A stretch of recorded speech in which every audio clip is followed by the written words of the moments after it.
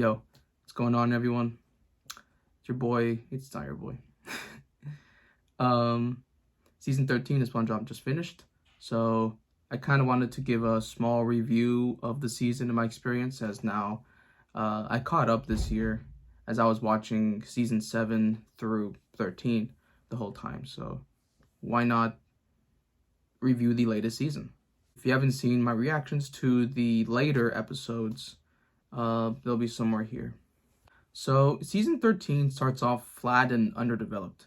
A lot of half-baked or mediocre episodes with only a handful of standout moments from episodes 268 to 279. They continue with the heavy slapstick and with the new character interactions, only this time around there's something that feels off with some of these moments and interactions. The introduction of more Bubble Bass, Narlene, and Slappy, it just doesn't feel that good. I can tolerate maybe some Bubble Bass, even though I still think he's overused. But the rest are just kind of characters that I just can't come around to. But the characters are not being as flanderized as they used to be, and I think they think a little bit more. Not saying that's much, but still. There are those awesome moments of continuity and callbacks with a slight fresh coat of paint that the series does very well. Then, from episodes 280 to 293, the show makes insane quality buffs. From its clean and colorful animation, expressiveness with its animation being goofy and playful, and simple but effective episode premises. I was impressed with how unique and explorative the animation went with some of the emotions and actions. It felt like it was coming from an artistic and creative perspective rather than just shock value. It feels the animators had fun with this newfound infectious modern feel for the show. It kind of actually reminds me of like Super Mario Wonder right now, where they are no longer being safe with it or just trying to have some type of thing to talk about, but they're just having fun with it in a chowder, flapjack sort of way. There's a great blend of the fan service, heavy callback episodes, but also a great direction for newer one-off stories that I hope starts to become polished and consistent for future seasons. Episodes. So I kind of want to divide this into two different parts. One with the top 5 best nostalgia episodes for people who love the fan service and the callbacks and maybe some continuity. And the top 10 best episodes that are just non-nostalgic, non-fan service. I think the show does a good job at having newer, fresher ideas, which doesn't need to rely on those aspects. But I know there are some people, me especially, who love the nostalgia-based episodes. So let's start off with the nostalgia episodes. At number 5, we have Food Truck. They just go back to rock bottom. But I do think the plot they have with the people from rock bottom going up to the Krusty Krab is a nice kind of contrast, and it does play into the plot very well. Number 4, we have Captain Pipsqueak. This is the episode where the villains finally combine with Plankton, and it's kind of crazy. There's been 13 seasons, and we just really haven't had the worlds of evil come together. So I thought that was really awesome. Number 3, we have Gary's Playhouse. I think this one's more with references, because I do think as a standalone episode, it's actually really cute. It's actually the cutest episode, I think, of SpongeBob ever created. And it's still really fun, and it engages Patrick and Squidward, but they kind of do play into it a little bit towards the end. I don't want to really spoil that if you haven't seen it, but I think it's good enough, and it has it enough to make it like this callback, because it also does base it off of things we've seen throughout the show and the series. Number 2, we have Salty Sponge. We have, finally, we go into the Salty Spittoon, and it pays off very well because the inside is so dirty and grimy and just exactly how you would think of it, right? And the animation here is exquisite. It's so expressive. It's so like dirty. It's so clean. There's even a nice little reference of an ice cube on the floor, and SpongeBob sees it and he just like hops over it. Small things like that, again, just it gives me so much life. Also, too, there's some Mrs. Puff kind of lore kind of going on there. It's really nice stuff from there. And then number 1, and this was actually my first YouTube video of all time in this new form of myself. Friendiversary. This is a special episode. Obviously, it only happens because you're a long-running show with 13 seasons and 200 plus episodes, and you've gained the acclaim and everything. But if you're a fan of just the dynamic of SpongeBob and Squidward, if you're into some sentimental feelings, even if it's not as deep and everything, I think this episode is probably one of the best in the series. Again, don't really want to talk much about it and spoil it. But this is a must watch, especially if you're just a fan of seasons 1 through 3. Majority of the references there are from those seasons anyways. So now let's go with the top 10 best episodes, not nostalgia based. We have Goofy Scoobers. I believe that one is just where they reunite the Goofy Goober band. I just like how they incorporate more of that world and that structure of a place, so it's cool. Number 9, we have Seaman Sponge Haters Club. Just imagine there's like a book club just for hating SpongeBob. I think it's actually pretty funny. Then we have 8, Abandoned Twits. This is the episode that does mark when the season pivots and kind of changes in style. And I just think it's really beautiful. It's really pretty. It's nice to look at. And yes, there still is some slapstick, but I think it's used better and not as like pointless.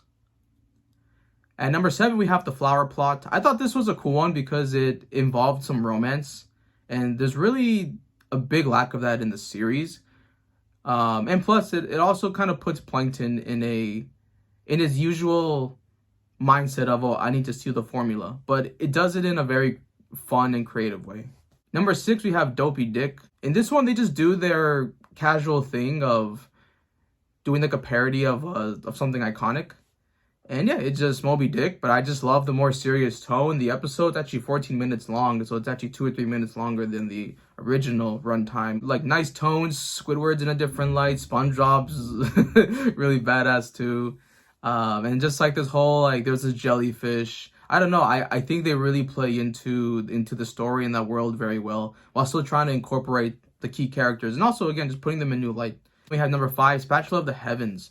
This one, SpongeBob breaks his spatula, and then it's kind of funny. He just goes through this long journey, this odyssey, just to go somewhere to kind of blacksmith or whatever his spatula. I think it's really funny, and just imagine if that was the routine he had to do every time. It's fun to see what they do sometimes when the spatula is gone. I know sometimes they just kind of replace it, or they get like some fancy one, but I love how it was just like, no, we need to go the extra mile and go crazy and do that. I think it's really funny. Number 4, Big Top Flop. This is one of the last episodes of the season, but I think it's really awesome. It's basically there's a circus that's competing with the Krusty Krab, and that limits them from having customers and kind of puts them out of business. So they just infiltrate, and then it's really cool because they all kind of play into the acts. And even some of the tropes that they're kind of known for, which is like, oh, like, you know, being spineless, you know, like Squidward torture stuff. They actually use the circus to actually make that a positive thing and an engaging thing. And again, just really fun animation here as well. Number 3, we have The Goop Father. To be honest, I know I should have probably remembered more, but I just remembered this episode was great. It had a nice rivalry between Mr. Krabs and I believe the Goofy Scoobers, as I think there's like an ice cream war type of thing. Just really epic and fun. Number 2, we have Swimming Fools. This one is, I think it's gonna get known as like Squidward Torture Prawn. But I think the concept is so simple and I love it. Because there's just a pool that's being built in the back of SpongeBob's house. Turns out this is some 5-star resort fun thing, and Squidward kind of has this desire to go there, but he feels guilty and he wants to like not make it known that he is interested in it. And then yeah, he just does that, but he has to pretend he's a floaty, and obviously like that's gonna begin all the torture stuff. But again, it's just a really fun, contained episode. And then even in the end, there's an actual like an emotional kind of breakthrough that Squidward has, and we don't really see in the show too often. Like they do it very rarely, but when they do it, it's like, oh wow, I'm impressed with it. So that tone change was really cool. Number one, we have Delivery to Monster Island. This one was pretty fantastic. This is a SpongeBob and Plankton centered episode. And yeah, like they just go to a different island. They're just stranded there and they have to kind of make ends meet. They gotta survive. And yeah, like they make patties. They kind of just are in this crazy world with monsters. Again, nice animation here. And yeah, like they just play off each other very well because like they're kind of foils of each other, Plankton and SpongeBob. This is why I wanted to separate these two because I think there's kind of two parts of SpongeBob. There's the part where, you want the nostalgia, you want those things. Maybe you want a good hybrid and blend of it. That's kind of what I want. But then some people really just want, hey, like, is new SpongeBob good? Does it have standalone episodes I can just watch, I can be entertained with? And yes, 100% they do. I think they have some misses for sure. But there are some gems, there are some really fun and innovative ideas that the show still does well. And I think that goes for basically every show that kind of runs this long. The Simpsons, Family Guy, all these shows, I think they kind of do this too, where again, yeah, there's probably a lot of misses, but if you kind of stay with it or you actually look for it, there's some really good ideas. And there's some things that still prove why the show still runs to this day.